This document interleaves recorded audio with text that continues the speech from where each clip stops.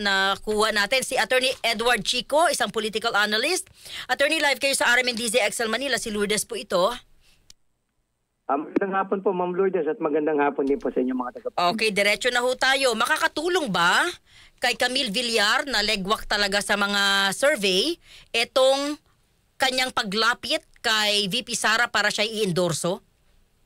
Well, actually hindi natin masabi kasi alam mo ang isang siguro by way of analogy, tingnan natin yung nangyayari kay Amy Marcos, hindi ba, sapagkat si Senator Amy, alam mo naman nag-gravitate siya towards the Dutertes, but on the other hand, identified pa din siya doon sa kanyang kapatid.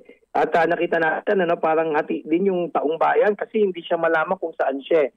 So, and to a certain extent, it even becomes problematic. Siyempre, yung mga Duterte supporters, hindi siya ma-embrace ng maigi dahil feeling nila doon pa rin siya sa kabila. And I could also say the same thing about the supporters of the other side, of the other camp. So, sa kaso ni Camille Villar, I really wouldn't know if it's gonna translate into something.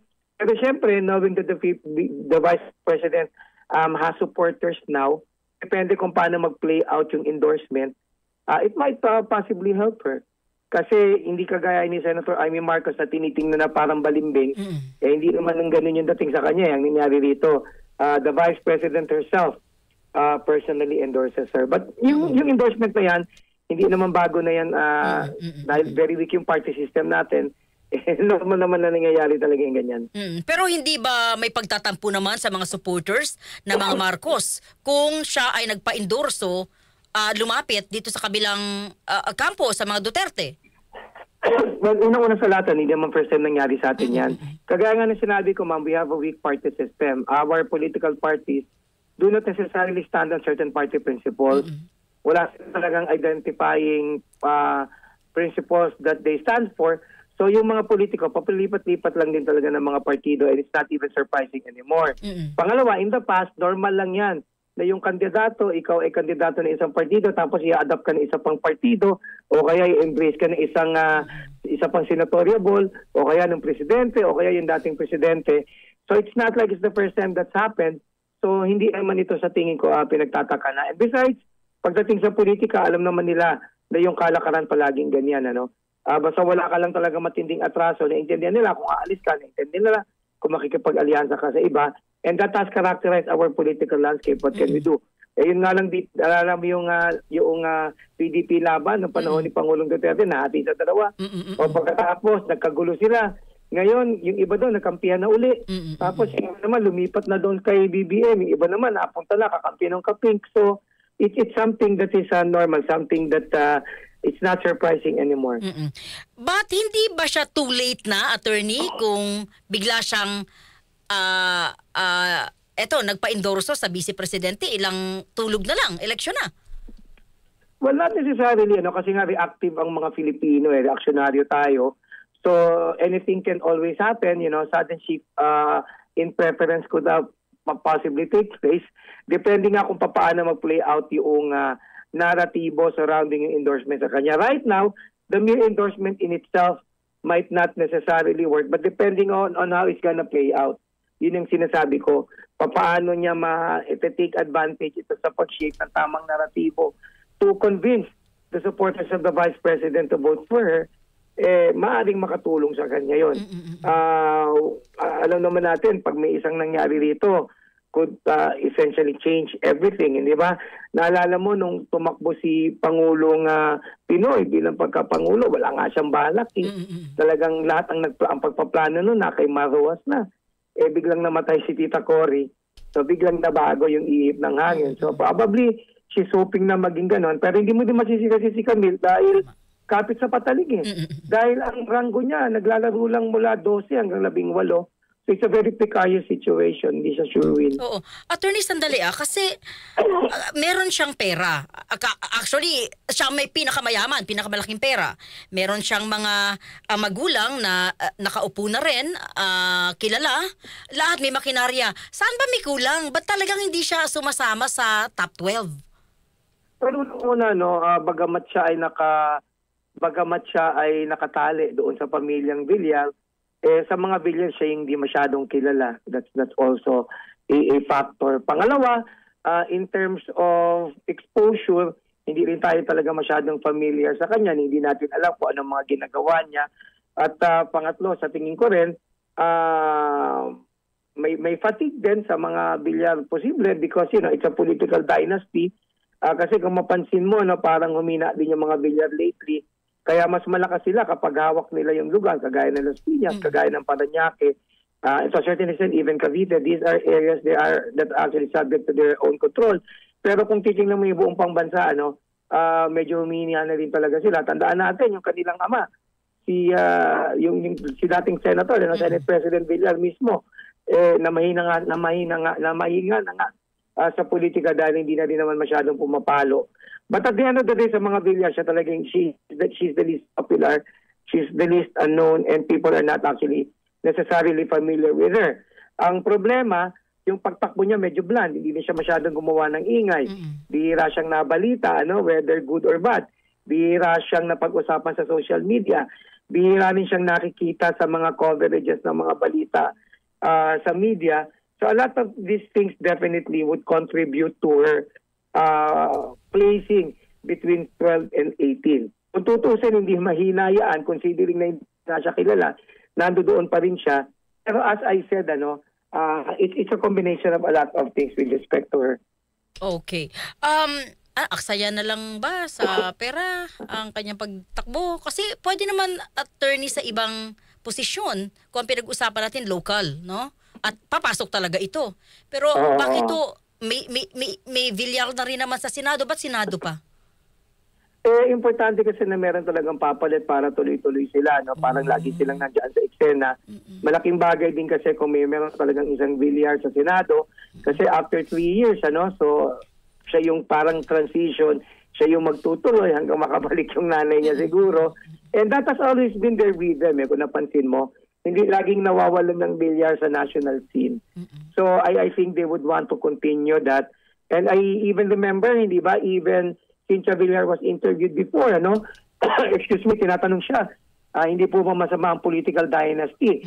And she is amongst those vocal politicians who would say, bakit masama ang political dynasty kung nakakatulong naman kaming lahat, So obviously, sa sagot na yun, makikita mo, yung intention nila na laging maglagay ng isang Villar sa Senado. At hindi nga lang sila pumapatok kasi sa pangpanguluhan, but they even attempted that, Kasi tandaan mo, malaking negosyante sila, malaking bagay na nasa politika rin sila sapagkat sila ang magbabalangkas, tutulong magbalangkas ng mga batas na maaari ring makatulong sa kanilang mga ibang concerns kagaya ng negosyo. Edad. Sabi ho kasi nila may problema pa sa edad. Too young.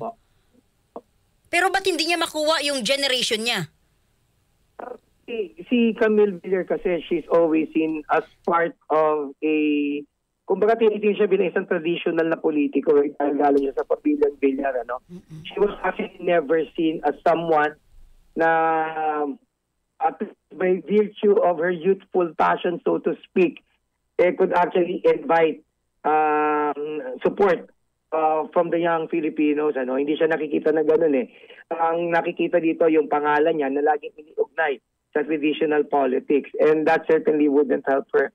Yun ang dahilan kung bakit hindi nakatulong sa kanya yun. So it's not necessarily her youth that is the problem. And in fact, hindi pa nakatulong sa kanya yan dahil nga hindi siya sikat, hindi siya kilala talaga masyado. Ang tingin, wala siyang karanasan. Tapos naiugnay pa siya sa pangalang Villar, ang tingin bahagi siya ng traditional na pamumulitika.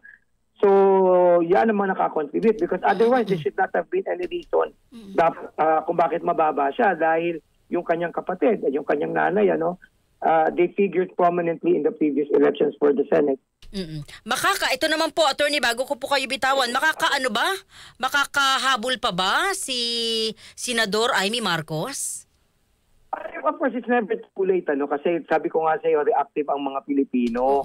Isang tamang naratibo, isang tamang pangyayari could even dictate change in preference. Kasi tandaan mo, sa Senado, ang binoboto ng isang botante base sa pag-aaral, sigurado siya mga 4 or 5 kandidato lang. So, kinukumpleto niya lang yung 12. So, ibig sabihin, yung 7 binoboto niya, hindi niya talaga personally na iboboto, pero pwede niyang i-consider. bilang pandagdag. Ano? So it's never too late, but the only problem that works against Amy Marcos, I think, is the fact that she is neither here nor there. Ibig sabihin, hindi klaro kung saan ba siya nakaposisyon. Ikaw ba talaga ay para sa mga Duterte o para ka sa kapatid mo? Hindi ba? And that is something that is working against her. Ano? Ang dating sa mga tao, para siyang namamangka sa dalawang ilog. And I've actually spoken to a lot of people. Ganun talaga yung tingin sa kanya. Hindi siya mapagkatiwalaan ng mga maka-Duterte dahil feeling nila hindi siya talaga loyal doon.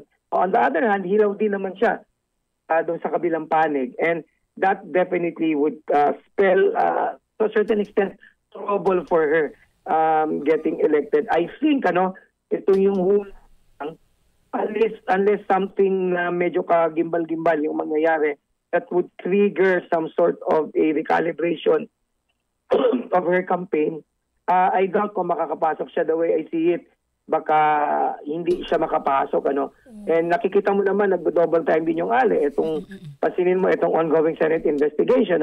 Kahit may mga taong ayaw na, tinutuloy niya pa rin because this is her last-ditch effort to appeal to the supporters of the former president to actually vote for her. Pero do you believe na pababayaan siya ng kapatid niya? Alam mo kasi, wala akong masyadong alam doon sa dynamics nila. But the fact remains, at ito naman ay pinag-uusapan ng maraming mga tao din, hindi naman ito lihim, Kumbaga, this is an open book naman. She doesn't see eye to eye with the First Lady, di ba? Sa bandang uli, pagka nagkaroon ng ganyang klaseng tunggalian, mahirap para sa isang kagaya ng BBM na mag-decide, di ba? Parang normal na family dynamics. Pag mo kaawa yung sister-in-law mo, o yung kapatid mo, di ba? It's very, very difficult to make a decision. And it also doesn't help that Amy Marcos is also gravitating towards the Dutertes. But I think it's understandable dahil nga wala siyang puwang Kasi tingnan mo mula nung naupo si Pangulong Bongbong Marcos, may mga nabalitaan tayo na supposedly gusto sana niyang i-endorse para ma-appoint, hindi na pagbigyan. Meron siyang mga maneuverings na ginawa initially, hindi siya nagkaroon ng papel. Until suddenly she just decided that, teka, tama na muna rito. I will gravitate towards the Dutertes. So I don't know if it's gonna work wonders for her. But the way I see it, ang aking calculated prediction, baka hindi siya makapasok. Okay. Huli na lang talaga, attorney. Sa tingin niyo, bakit nangunguna, biglang umangat ang laki ng angat ni Senador Bongo? Well, siyempre tandaan natin yung pagkaka-arrest kay Pangulong Duterte. Malaking bagay yon para mag-galvanize uli yung mga supporters niya, Na tandaan mo nung na-arresto siya, yung mga nananahimik na dati, yung mga supporters niya na nasa, kumbaga nag-oobserba na lang, biglang naging aktibo uli. And definitely, it has benefited him to a certain extent. But let me just point out, even with or without that peculiar circumstance, si Bongo naman, malakas talaga yan. Talagang papasok siya. Nagfigure naman siya talaga sa survey. Kaya lang yung insidente na to nakatulong para mas tumaas yung ranking niya. But generally, whether or not yung pangyayari kay Pangulong Duterte will actually translate into votes as regards the other candidates supported by the former president, that remains to be seen. Kasi yung ibang mga pangalan, kagaya nila Kibuloy, kagaya nila Jimmy Bondo, kagaya ni Felix Salvador, parang hindi naman din nakatulong talaga. Kung baga nangyari rito, malakas na talaga si Bongo, tapos identified pa siya na mahal niya si Pangulong Duterte. Yung mga nananahimik na Duterte supporters suddenly nabuhay uli at nakapagdagdag pa doon sa kanyang paglakas dito sa kanyang pagtakbo. Attorney, maraming salamat sa inyo pong mga opinion. Thank you po at napagbigyan niyo po kami. Mabuhay kayo, Attorney Chico. Mabuhay din po sa ulitin po. DZDC